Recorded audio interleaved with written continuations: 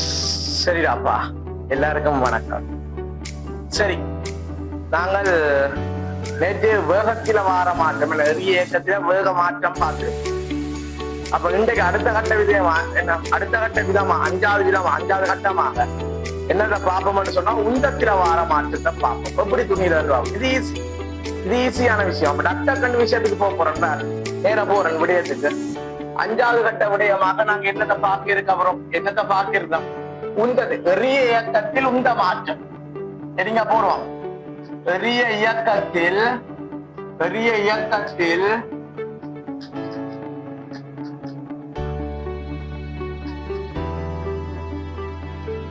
உந்த மாற்றம்.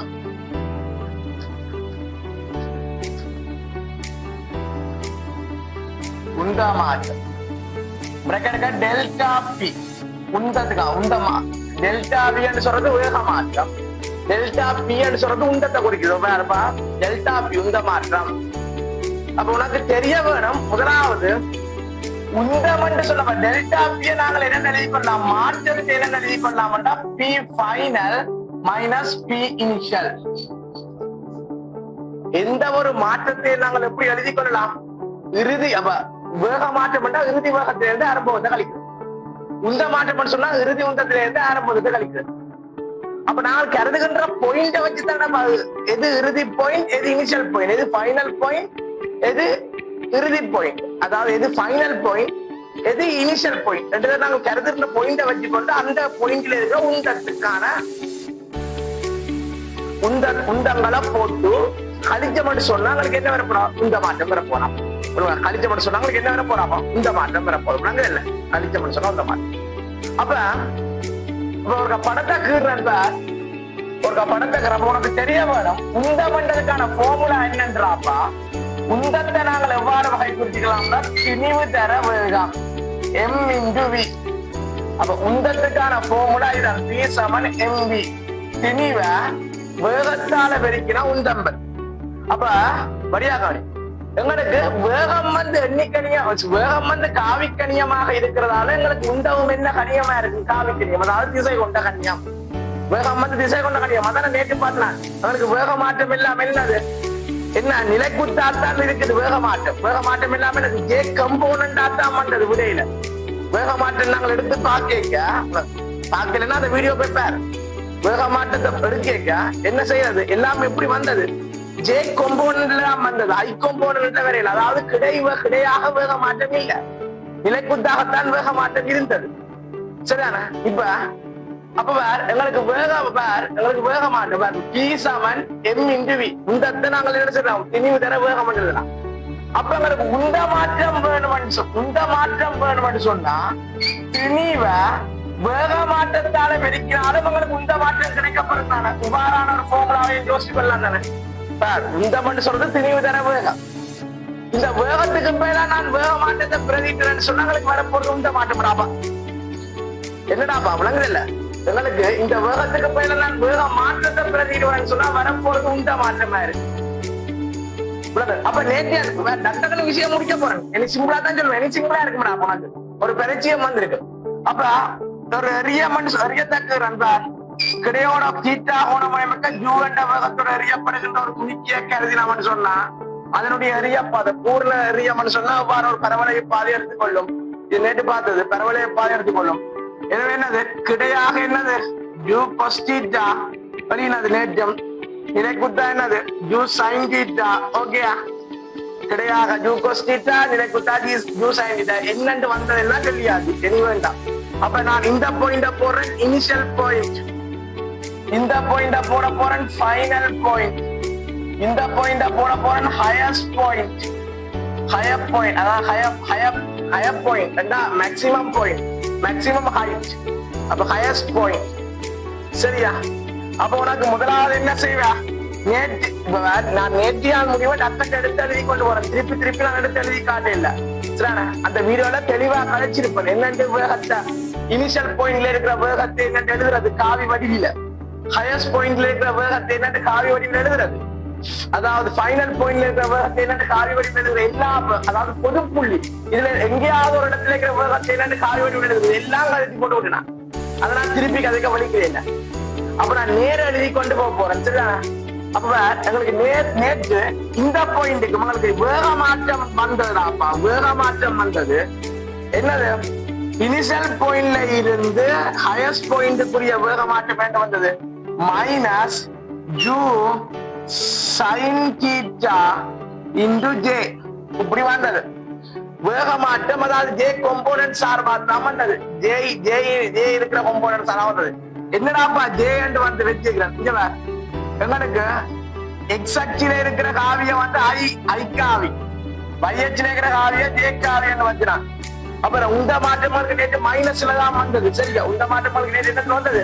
மைனஸ்ல வந்தது. சோ என்னது? ஐல இருந்து எச்சுக்கு எங்க இனிஷியல் பாயிண்ட்ல இருந்து ஹையஸ்ட் பாயிண்ட்ஸுக்குரிய ஹையர் பாயிண்ட்டுக்குரிய இந்த மாதிரி வேக மாற்றம் எங்களுக்கு minus two sine theta into J என்று வந்துச்சு. ஜே என்று சொல்றது டிரெக்ஷனை குறிக்குது. ஜே என்று சொல்றது என்னத்தை குறிக்குது? எந்த திசை வழின்னு சொல்லுது. அதான் ஜே. அது ஜே என்று சொல்றது அதுதான். ஏன்னா ரெண்டு பக்கத்துல இயக்கம் இருக்கு. ஒரு நிலைக்குத்தாக இருக்குது, கிடையாக இருக்கு. அப்ப இந்த வேக மாற்றம் என்னத்துக்குரியது? நிலைக்குத்து வழியான வேக மாற்றம். அப்ப கிடை வழி எங்களுக்கு ஐ காம்போனன்ட் வேற இருக்கும் இல்ல. சோ நிலைக்குத்து கிடையாக வேக மாற்றம் இல்ல, பூஜ்ஜியம். அந்த விடயம் என்ன செய்யும்? Okay.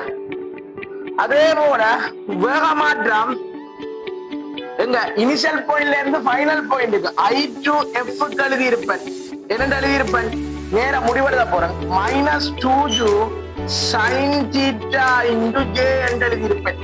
Minus two zoo sine theta into J என்று எழுதி இருப்பேன். அதுல ஹெட் போடலாம பிழை இல்ல. திருப்பி சொன்னா அது ஹெட் போடலாம், பிழை இல்ல. சரிதானே? ஓகே, இப்படி எழுதலாம். அப்ப இனி என்ன செய்ய போறேன்?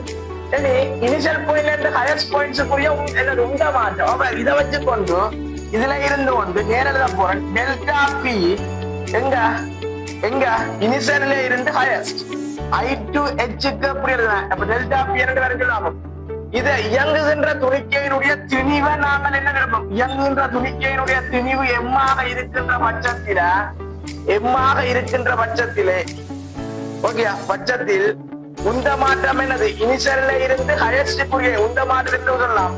திணிவு தர வேக மாற்றம். வேக மாற்றத்துக்கு என்ன போடலாம்? மைனஸ் ஜூ சைன் தீட்டா இன்டு ஜே. அப்ப இது என்ன வேற போதும்? இஸ் ஈக்குவல் டு என்ன வரும்? Minus M zoo sine theta into J. விளங்குதா?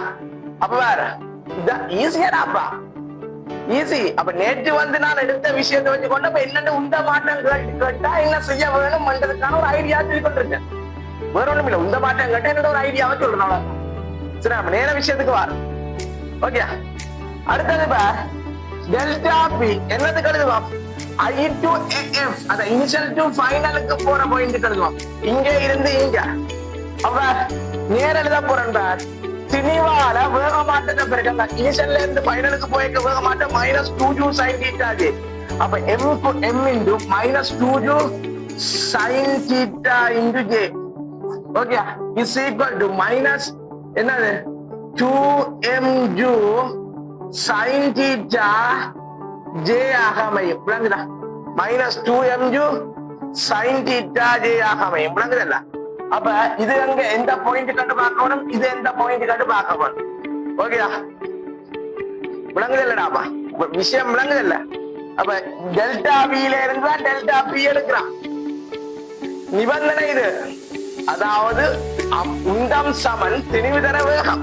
உந்தம் சமன் திணிவுதர வேகம். அப்ப இப்ப நான் என்னத்தை எடுக்கிறேன்? அப்ப எனக்கு உந்த மாற்றம் வேணும்டா வேகத்துக்கு மேல வேக மாற்றத்தை பிரதியீடு செய்ய கிடைக்கப்பட போறது உந்த மாற்றமாக. எனக்கு வேக மாற்றம் ஆல்ரெடி ஒழிஞ்சிட்டேனே. இனிஷியல்ல இருந்து ஹையஸ்டுக்கு ஒரு அப்ப அதிகர் புள்ளியிலே நான் நிலைக்குத்து வேகம் 0. கிடை வேகம் என்னது? ஜூபஸ் தீட்டா. கிடை வேகம் இயக்கம் பூராகவும் என்னது? மாறாது ஜூபஸ் தீட்டா. எனக்கு இதுல வந்து நிலைக்குத்து நோக்கி ஜூ சைன் தீட்டா எல்லாம் சொல்லாது, எல்லாம் எடுத்து சொல்லாது, எல்லாம் சொல்லியாச்சு. சரிதானே? அப்ப விஷயங்களை கவனிச்சுக்கணும். அப்ப இயக்கத்துல உந்த மாற்றம் துணிதமைதல் சேர்ந்து உந்த மாற்றம் காண சொல்லி வந்தா நீ என்ன செய்யணும்? வேக மாற்றத்தை எடுத்து போட்டு அதை திணிவால வெதுக்கி கொடுத்தா வர போறது இந்த மாற்றம் என்ற விஷயம் தான். நான் சொன்னேன் வேற ஒன்றும் இல்லை. இதுதான்டாப்பா நான் கதைச்ச இந்த சமரி. இதுதான் சொன்னது உந்தம் சமன் திணிவு தர வேகம் இப்படி எழுதலாம். நீ இந்த மெத்தட்ல செய்து கொண்டு போனா pf மைனஸ் pi, அதாவது ஃபைனல் பாயிண்ட் இந்த உந்தத்தில இருந்து இனிஷியல் பாயிண்ட்ல உந்தத்தை கழிக்க என்று சொன்னாலும் உனக்கு என்ன வரும்? என்ன வரும்? இதே விடைகள் தான் வரும். ஆனா இது ஒரு லாங் மெத்தட். வேற ஏனென்றா இப்ப எனக்கு இப்ப இந்த மெத்தட்ல நான் போக வேணும் என்று சொன்னா, இந்த மெத்தட்ல நான் போக வேணும் என்று சொன்னா முதலாவது என்னத்தை காண வேணும்? எனக்கு vf vi இதுகள துணியா வேணும். விளங்குதில்ல? விளங்குதில்ல? இந்த மெத்தட்ல போகணும்னா vf vi துணியா வேணும். அதை துணிஞ்சு பின்னர் என்ன செய்யணும்? என்னது எங்களுக்கு pf எடுக்க வேணும்னு சொன்னா பிறகு pf எடுக்க வேணும்டா m into vf விளங்க நினைக்கிறேன். சமவேத என்னது pi எடுக்க வேணும்னு சொன்னா m into vi. இந்த மெத்தட்ல வந்து என்ன செய்யணும்? இதுல இருந்து இதை கழிச்சு போட வேணும். ஆனா இதெல்லாம் பெரிய பெரிய கோவையில வரும். vf க்குரிய ஒரு கோவையோடு எடுக்க வலிக்கிட்டான்டா vf எடுப்போம் கேபிட்டல் எஃப்பா. சரி v கேபிட்டல் எஃப் க்குரிய ஒரு கோவை எடுக்க வேணும்னா அதுக்கு என்ன செய்யணும்? நேற்று தினமாய் காவி முறையில் எழுத வேணும். அப்படி இதுல இருக்கிற என்ன எக்ஸ் அச்சு வழியே இருக்கிற கொம்போனன்ட் ஐ கொம்போனன்ட் தூக்கி போட்டு மையச்சில் இருக்கிற கொம்போனன்ட் ஜே கொம்போனன்ட் தூக்கி போட வேணும். அதான் இதுல இருக்கிற காவி என்ன எழுதுவான்? வெலோசிட்டி காவிய u cos theta I plus u sin theta j. அவ்வளவுதான். பேருந்து வடிவாக்கவனி எங்களுக்கு அந்த வெலோசிட்டியா என்னவா மாற்ற வேணும்? உந்தமா மாத்துறதுக்கு உந்த முடிய பயன்படுது. அந்த வெலோசிட்டி வந்து அதை திணிவாட பெருக்கணும்னு சொன்னா உந்தமா மாறும். அப்ப திணிவாட பெருக்க போறேன். திணிவால என்ன செய்யணும்? ஐ கொம்போனன்ட்டையும் பெருக்க வேணும், ஜே கொம்போனன்ட்டையும் பெருக்க வேணும். அதான் விஷயம். ஒட்டுமொத்த வேகத்தையும் திணிவால பெருக்கணும். நம்ம பெருக்க என்ன செய்யணும்? ஐ கொம்போனன்ட்டுக்கு வந்து போகும், ஜே கொம்போனன்ட்டுக்கும் போகும். விஷயம் அதுதான் எங்களுக்கு என்னவா இருக்கும்?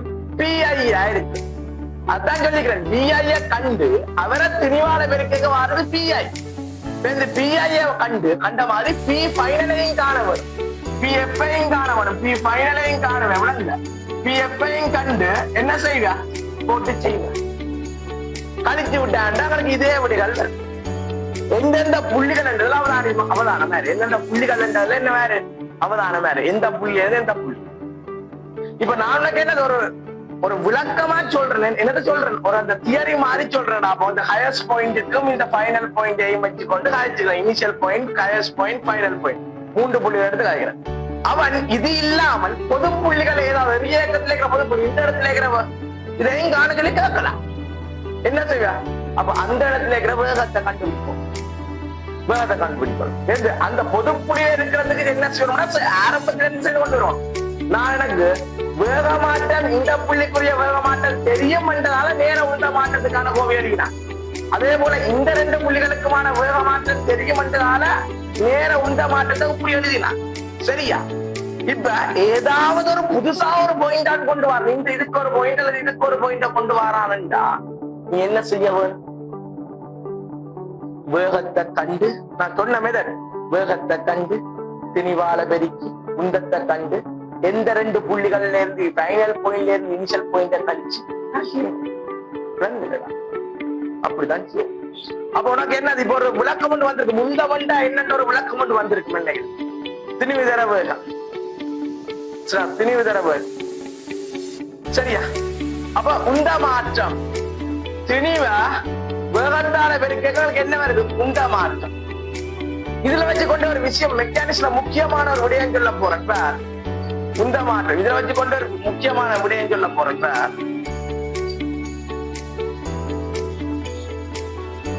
உனக்கு இப்ப ஒரு கிராஃப் மாதிரி ஒன்று எடுக்கிறேன். இப்ப இந்த இது வந்ததால நான் இதெல்லாம் இருக்கிறேன். விசை நேர வரைவு ஒன்று தரப்படுது வைக்கிறேன். விசை நேரம். அப்போ ஒரு கிராஃப் இதெல்லாம் படிப்பிச்ச விஷயம் சும்மா அந்த பிசிக்ஸ் ஐடியா தாண்டி சொல்ல போறேன். விசை நேர வரைவு தரப்படுது வைக்கிறேன் அவனுக்கு. அப்ப விசை நேர வரைபட்ட படித்திறனத்தை தரும் செக் பண்ண. படித்திறன் M விசை நேர வரைபட்ட படித்திறனத்தை தருவேன். F/T மையத்தில் இருக்கிற கணியத்தை X அச்சில் இருக்கிற கணிய தலைப்பிடிக்கணும். விசை நேர தலைப்பிடிப்பேன். விசை நிலக்கு என்ன? Kilogram metre second. என்னடாப்பா விசை நிலக்கு? கிலோகிராம் கிலோகிராம் மீட்டர் செகண்ட் -2 அதன்கள் நேரமண்டல செகண்ட். அப்ப இதுல இருந்து என்ன அலகு வருகுது எங்களுக்கு? Kilogram metre second -3. இது என்னத்தின் அலகு யோசிப்பார். அப்ப இது என்னத்தின் அலகு? ஏதாவது அலகட்டு கதைக்கிறாங்களா? அப்ப விஷய நேரம் வரை இது எங்களுக்கு என்னத்தின் அலகா வருது? Kilogram metre second -2. இது மேல போனா -3. இது எங்களுக்கு ஏதாவது கணியமா வருகுதா? இல்ல. அப்ப என்னது படித்திறனை பற்றி நாங்க விஷய நேரம் வரை கதைக்கிறே இல்ல. படித்திறனங்களுக்கு இந்த கணியத்தை தருது. அதாவது இந்த அழகு கொண்ட கணியத்தை தருகுது. இந்த அழகு கொண்ட கணியம் உங்களுக்கு கதைக்கப்படுறது இல்ல. இதெல்லாம் அதை விடுறேன். அடைக்கிற பரப்புக்கு என்ன செய்யறோம்? அடைக்கிற பரப்புக்கு நாங்கள் என்ன செய்யறாங்கன்னு சொன்னா, பையச்சில இருக்கிற கணியத்தை எக்ஸச்சில இருக்கிற கணியத்தால பெருக்கிறாங்க. விசைதர நேரம், விசைய நேரத்தால பெருக்கினா நாங்களுக்கு என்ன கிடைக்குது? இப்ப விசைய நேரத்தால பெருக்க போறோம் பாருடாப்பா. நாங்க விசைய நேரத்தால என்னது? கிலோகிராம் மீட்டர் செகண்ட் -2 தர செகண்ட் பெருக்கினா கிலோகிராம் மீட்டர் செகண்ட் -1. உந்தத்தின் அலகு வருதுடா. கிலோகிராம் மீட்டர் செகண்ட் -1 திணிவு தர வேகம். அப்ப என்னத்தின் அலகு வருது? உந்தத்தின் அலகு என்ன? அப்ப விசை தர நேரம் சொல்றது என்னது? உந்தத்தின் அலகு. அப்ப விசை நேர வரைவானது அடைக்கிற பரப்பு என்னத்தை தரும்? உந்தத்தை தரும் அல்லது உந்த மாற்றத்தும். அது வழியா வழங்கிக்கோ. உண்மையாவே விசை நேர வரைவானது அடைக்கிற பரப்பு. அப்ப FT அப்ப விசை நேர வரைவு தரப்படுது அடைக்கிற பரப்பு உந்தத்தை தரும் கதைக்கலாம். உந்தத்தை தரும் சொல்லலாம். உந்தத்தின் அலகு கிலோகிராம் மீட்டர் செகண்ட் -1 இருந்தா உந்த மாற்றத்தின் அலகு கிலோகிராம் மீட்டர் செகண்ட் -1 தான். அதுல மாற்றம் இல்லை. அலகு மாறாடாம். உந்தத்துக்கும் இதே அலகுண்டா உந்த மாற்றத்துக்கும் அதே அலகுதான். அதுல என்ன மாற்றம் பெறும்? அத மாற்றம் இல்லை. அப்ப எங்களுக்கு விசை நேர வரை அடைக்கிற பரப்பு உந்தத்துக்கு அலகா வருது. அப்ப நாங்க சொல்ல போறோம் உந்த மாற்றத்தை தரும். அப்ப ஆரம்பத்துல ஓய்வில் இருந்து இயங்குற துணிக்கு சொன்னா பிரச்சனை இல்லை. அப்ப கிராஃப் அடைக்கிற பரப்பு என்ன தரும்? அந்த பொருள் பெற்ற உந்தத்தை தரும். ஆரம்பத்திலேயே என்னது? ஒரு உண்டம் ஒன்று இருக்கு. ஆரம்பத்திலேயே ஒரு வேகத்தோட இருக்குது. பிறகு அந்த விசைய பிரயோகிக்கிறதால அந்த வேகத்தில் ஒரு மாற்றம் வருகிறது. அந்த வேகத்தின் மாற்றம் காரணமாக அந்த விசை பிரயோகிக்கப்பட்ட அவ்வளவு நேரத்துக்கும் வேற ஒரு உண்டத்தை பெற்றிருக்கலாம். விளங்குதில்ல? ஆரம்பத்திலே வழியாக இந்த கூட்டல் வழியாக நான் சொல்ல போற விஷயத்த வழியாக என்ன பிரச்சனைன்னு சொன்னா, ஒரு துணிக்கைக்கு ஆரம்பத்தில வெலோசிட்டி 0, வேகம் 0.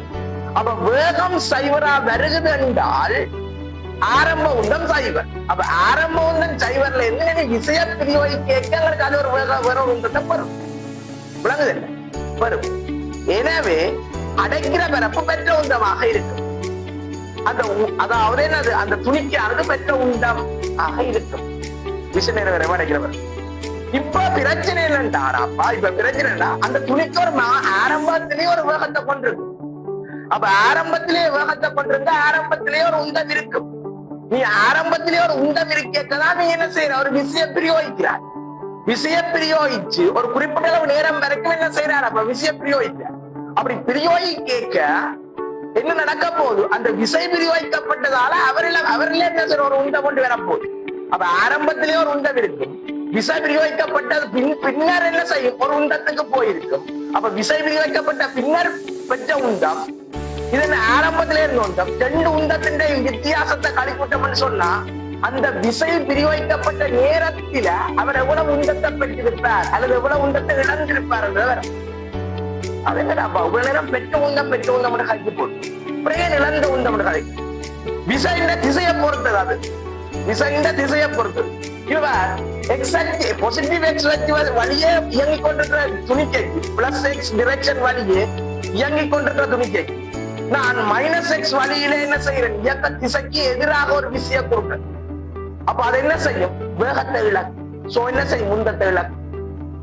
வேகம் குறைஞ்சா உண்டம் குறையும். நம்ம போயாரி என்ன வேண்டு வேகம் குறைஞ்சா என்ன செய்யும்? உண்டம் குறையும். என்ன வீலையில தங்கி நிற்கு. இதான் கவி வச்சுக்கிறேன். இங்க வீலையில உண்டம் தங்கி நிற்கு. வீலையில நம்ம உண்டம் தங்கி நிற்கு. விளங்கல? அப்ப இந்த விஷயங்களே பார்த்துக்கொள். என்னது? ஒரு விசை நேர விரைவானது அடைக்கிற பரப்பு உண்ட மாற்றத்தை தரும். ஆரம்ப உண்டம் 0 என்று சொன்னா அது உண்டத்தை தரும் என்று கதைக்கலாம். ஆரம்பத்திலே துணிக்கைந்த வேகம் 0 அல்லது உண்டம் 0 ஆயிருக்குது. என்றா அது அந்த விசை விரிவைக்கப்பட்டதன் விளைவாக பெற்ற உண்டத்தை தரும்.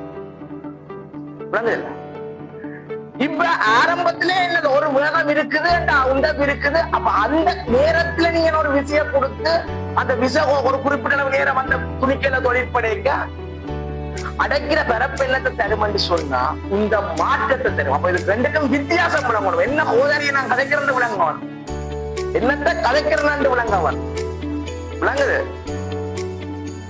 ஆரம்பத்திலே வேகங்கள் எல்லாம் இல்ல என்றா அடைக்கிற பரப்பு உண்டத்தை தரும். ஆரம்பத்துல ஒரு வேகம் இருக்குது, அப்ப விசை நேர வரை அடைக்கிற பரப்பு உண்ட மாற்றத்தை தான் தரும் என்றதை வடிவா விளங்கி வச்சிருக்கோம். அப்ப உண்ட மாற்றம் ஒருத்தனுக்கு பிளஸ்ல வருது வரலாம், ஒருத்தனுக்கு உண்ட மாற்றம் மைனஸ்ல வருது வரலாம், பிழை இல்லை. பிளஸ் மைனஸ் கதை என்னத்தை பொறுத்து வர போது சொல்லுவாங்க. பிளஸ் மைனஸ் கதை என்னத்தை பொறுத்து வரும், உண்ட மாற்றம் எனக்கு பிளஸ்லயும் வரலாம் மைனஸ்லயும் வரலாம். பிளஸ் மைனஸ் என்று சொல்றது விசை பிரயோகிக்கப்படுற டிரெக்ஷனை பொறுத்து. அதுதான் இயக்க திசையிலேயே விசை பிரயோகிக்கப்படும் சொன்னா உண்ட மாற்றம் என்ன வரும், பிளஸ்லயே வரும். இயக்க திசைக்கு எதிராக விசை பிரயோகிக்கணும் உண்ட மாற்றம் மைனஸ் வரும். அதாவது உண்ட மாற்றம் குறைஞ்சிருக்கு. அப்ப உண்ட மாற்றம் மைனஸ்ல வருதுன்னு சொன்னா சும்மா யோசிச்சு பாருப்பா. எங்க உண்ட மாற்றம் அப்ப உண்ட மாற்றம் ஒரு மாற்றம் பாருங்க, இப்படி எழுதுறோமா இந்த எழுதிக்கிறோம். உண்ட மாற்றம் எனக்கு மைனஸ்ல வருது என்றா இனிஷியல் உண்டம் கூட ஃபைனல் உண்டம் குறையும். இது சின்ன இது பெருசா உண்ட மாற்றம் மைனஸ்ல வருது. அப்ப எனது விசை வந்து இயக்க திசைக்கு எதிராக பிரயோகிக்கப்பட்டிருக்குது என்றதை விளங்கிக் கொள்ள வேண்டும். விசை வந்து இயக்க திசைக்கு எதிராக பிரயோகிக்கப்பட்டிருக்கு என்று விளங்கிக் கொள்ள வேண்டும். விஷயம் இப்படித்தான் நம்ம படிக்கிறது, பிசிக்ஸ் இப்படித்தான் எடுத்துக்கொள்றது. சும்மா நோட்ஸ் மாதிரி பாடம் ஆக்கலாது, நோட்ஸ் மாதிரி பாடம் ஆக்கலாது, இப்படித்தான் செய்யறது. சரிண்ணா, விசை வந்து எனக்கு வந்து மேத்ஸையும் பிசிக்ஸையும் கம்பேர் பண்ணியா, மேத்ஸ் இல்லைன்னா பிசிக்ஸ் இல்ல, பிசிக்ஸ் இல்லைன்னா மேத்ஸ் இல்ல. சரி, மேத்ஸ் தான் நம்ம எல்லா பாடத்தையும் இருக்கு. அதாவது நான் மேத்ஸை வச்சு சொல்றேன், எல்லாரும் ஈஸியா விளங்கும் என்றால் ஒண்ணு பயோபிளேன் ஒண்ணும் செய்யல. சில கன்செப்ட் ஓயல் கன்செப்ட் வச்சு நான் சொல்றேன்டாப்பா. ஓயல் எல்லாரும் மேத்ஸ் படிக்கிறதா அவர் மைனஸ் பிஐ. சரிடாப்பா, அப்ப இது கூட இது சின்னனா இருந்த பிஎஃப் சின்னன், அதாவது இதுக்கு நிபந்தனை எப்படி காட்டுற மாதிரி இதுல எழுதி இடம் பத்தாரம், அதாவது பெரிய பிரச்சனை. சரிவா, பிஎஃப் மைனஸ் பிஐ, பிஐ சின்னன் பிஎஃப் பெருசா இருந்தா பிஎஃப் பி ஃபைனல் இறுதி உண்டம் பெருசா இருந்தா டெல்டா பி பாசிட்டிவ் எழுதலாம். மறுபடி அதாவது பிஎஃப் கிரேட்டர் தேன் பிஐ என்றா plus delta P. Okay, PF கூட பிஐ சின்னன் என்றா பிளஸ் டெல்டா பி. மாறி பிஎஃப் சின்னன் பிஐ பெருசு என்று சொன்னா மைனஸ் டெல்டா பி. ஓகே, அப்ப இதுக்கு தான் இதை மைனஸ் உண்ட மாற்றம் பிளஸ்ல வருது மைனஸ்ல வருது வரலாம் தானே, வரலாம் தானே. அப்ப உனக்கு நான் என்னத்தை தெளிவா கதைச்சு விட்டுருக்கேன் பாருப்பா. இதுல பிளஸ்ல வருதுன்னா இயக்கத்தை ஆதரிக்கிற விதமாக போர்ஸ் வழங்கப்பட்டது. ஏன் விசை நேர வரைமானது அடைக்கிற பரப்பு உண்ட மாற்றம் அல்லது உண்டத்தை தரும் என்று சொல்லி போட்டேன். எப்ப உண்டத்தை தரும், எப்ப உண்ட மாற்றத்தை தரும் என்று வழங்கிக்கொள். எப்ப உண்டத்தை தரும், எப்ப உண்ட மாற்றத்தை தரும் என்று வழங்கிக்கொள். சரியானப்பா? ஓகே, அப்புறம் நான் உண்டத்தை பற்றி ஒரு தெளிவா காட்சி இருக்கு. இதுல வந்து உண்டமண்ட கதை வந்ததால, வேற இயக்கத்துல உண்ட மாற்றமண்ட கதை வந்ததால நான் என்ன செய்யறேன் காட்சி. அப்ப நான் கதைச்ச கதை எல்லாமே பெரிய இயக்கத்துக்கும் பொருள். ஆனா என்ன செய்யணும், நீங்க 2 டைமென்ஷன் நீ ஒரு கிடைக்கி செய்வே அல்லது நிலை கொடுத்து செய்வேன். ஒரு கிடைக்கி செய்வே அல்லது நிலை கொடுத்து செய்வேன், சென்றாத நிலை கொடுத்து செய்வேன். உனக்கு பெரிய இயக்கத்துல கிட வேக மாற்றம் சைவர் என்றதால கிட உண்ட மாற்றமும் என்னது சைவர். வேக மாற்றம் 0 உண்ட மாற்றம் சைவரனாப்பா. இதான சொல்லி தந்த நான் பாரு. வேக மாற்றம் 0 டெல்டா விக்கு சைவர போடு, டெல்டா பி என்ன ஆப்போம் 0 ஆப்போம் விளங்குது. டெல்டா பிக்கு சைவர போடு, டெல்டா விக்கு சைவர போடு, டெல்டா பி 0 ஆவா. அப்ப மாறி டெல்டா பிக்கு 0 போட்டா டெல்டா பி உண்ட மாற்றம் 0 சொன்னா இவர் எப்படி காட்டுப்பா. இது நல்ல கதை. உந்த மாற்றம் 0. எங்களுக்கு வேக மாற்றம் இப்ப என்ன வருது, இந்த மாற்றத்துக்கு சேரப்பட்டா வேக மாற்றம் 0 வருது. வேக மாற்றம் சைவர், வேக மாற்றம் 0. அப்ப வேகமாற்ற பூஜ்ஜியம் என்று சொன்னா எனது இறுதி வேகம் சய ஆரம்ப வேகம். இறுதி வேகம் சய ஆரம்ப வேகம், அதான வேகமாற்றம். இறுதி வேகம் ஆரம்ப வேகத்துக்கு சமனா இருக்கும் என்று சொன்னால் என்ன செய்யும்? பூஜ்ஜியம் வரும். சரியான இறுதி ஆரம்ப வேகத்துக்கு சமனா. அப்ப டிரெக்ஷன் என்ன செய்யக்கூடாது? ஒரே டிரெக்ஷன். அதான கதை, அதான ஒரே டிரெக்ஷன். அதான் பாரு இப்படி யோசிக்க யோசிக்க வருது உடைய ஒரே டிரெக்ஷன். அதான் கிடைவழியே வேகத்துல திசை மாற இல்லையே, திசை மாற இல்லையா. ஆக மொத்தத்துல நீ விளங்கிக்கொள். என்ன விளங்க வேணும்டா, என்ன விளங்க வேணும்னு சொன்னா, இந்த கதை ஒரு முக்கியமான கதையா சொல்ல போறேன். இவர் என்னண்டா முக்கியம், ஒரு இடத்தில வேகம் சைவர் என்று சொன்னா உந்தம் சைவர் என்றா, வேகம் சைவர் உந்தம் சைவர். ஒரு இடத்துல வேகம் சைவர் என்றா உந்தம் சைவர். விளங்குது? விளங்குது இல்ல? இன்னொரு விஷயம் இருக்குது. எனக்கு கிடையாக எனக்கு எல்லா இடத்துலயும் வேகம் இருக்குது, வேகம் இருக்குது. வேகமாற்றம் பூஜ்ஜியம் வருகிறது என்றா போல வேகம் சைவர் என்று கதைக்கலாம். விளங்குது இல்லடா? மாற்றம் விளங்குது. அந்த விஷயத்த கவனி, அந்த விஷயத்த கவனிடா. மாற்றம் ஏனண்டா பாரு பாரு இப்படி எழுதுனா delta V is equal to V final minus V initial. இது சைவரா வருகிறதா போல எனக்கு டெல்டா என்ன, இது சைவரா வருது. டெல்டா வி மாற்றம் பூஜ்ஜியமா வருகிறதா போல வேகம் பூஜ்ஜியமா இருக்க மட்டும் எந்த நிபந்தனை இல்ல. ஓகே, எந்த நிபந்தனை இல்லை. என்னது மாற்றம் சைவரா வருதுண்டா, ஒன்று வேகமும் சைவராக, இனிஷியல் வேகமும் ஃபைனல் வெலோசிட்டியும் சைவரா இருந்து மாற்றம் பூஜ்ஜியம் பெறலாம். சைவர்ல இருந்து சைவரை கழிச்சா சைவர் தான். ஆரம்பமும் சைவர் இறுதியும் சைவர் என்று சொன்னா என்னது மாற்றம், என்னது சைவர் தானே. வேந்தன் இந்த விஷயங்களை விளங்கிக் கொள்றான். இதுகளை தான் கூட்டுகள்ல போடுறது, கூட்டுகள்ல போடுறது இதுகள்லாம். இனிஷியலும் ஃபைனலும் ரெண்டுமே சைவர் என்று சொன்னா டெல்டா நிச்சயம் சைவர். இது வெளிப்பட உண்மை, இது வெளிப்பட உண்மை. ஆனா இது சைவர் என்று சொன்னா, இது டெல்டா வி சைவர் ஆவறது சொன்னா என்ன செய்யலாம்? டெல்டா எஃப்பும் டெல்டா வி சைவர் ஆவறதுண்டா விஎஃப்பும் விஐயும் சைவரா இருக்கலாம், அல்லது விஎஃப்பும் விஐயும் சமனா இருக்கலாம். ரெண்டு நிபந்தனை சொல்றேன். அப்ப டெல்டா வி பூஜ்ஜியமாக வேணும் என்று சொன்னா ரெண்டு நிபந்தனைகள் இருக்கு. ஒன்று வேகங்கள் சைவராகி பூஜ்ஜியமாகலாம், அல்லது வேகங்கள் சமனாகி பூஜ்ஜியமாகலாம். விளங்குதா விஷயம்? அப்ப அதே போல டெல்டா விக்கு நான் இந்த நிபந்தனை சொல்றேன்டா, இதே நிபந்தனை என்னத்துக்கு பொருந்தும்? டெல்டா பிக்கு பொருந்த வேணும். விளங்குது இல்ல?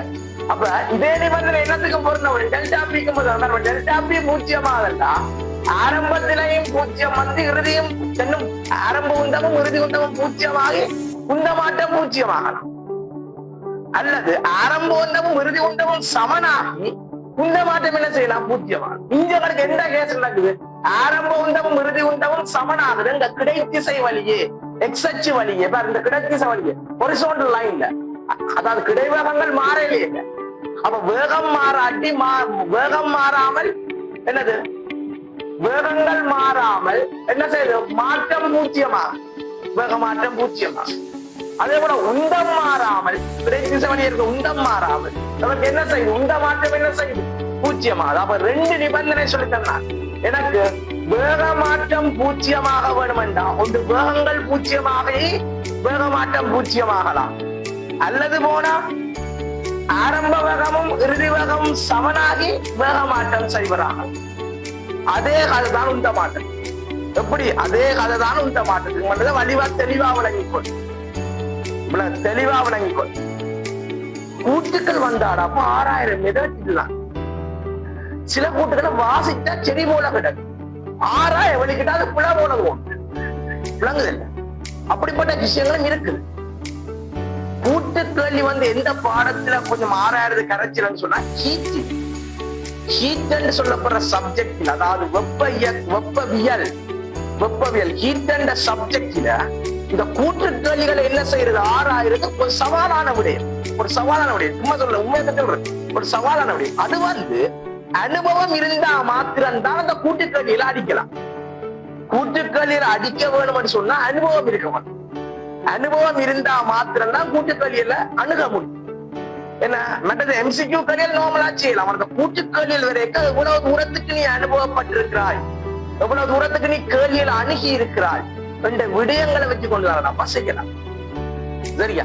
அப்ப உனக்கு நாட்டுக்கு முண்டத்தை பற்றியும் வடிவா கதைச்சு, வேக மாற்றத்தை பற்றியும் வடிவா கதைச்சு, பெரிய அப்ளிகேஷன் எப்படி போடுறதுன்றதை பற்றியும் வடிவா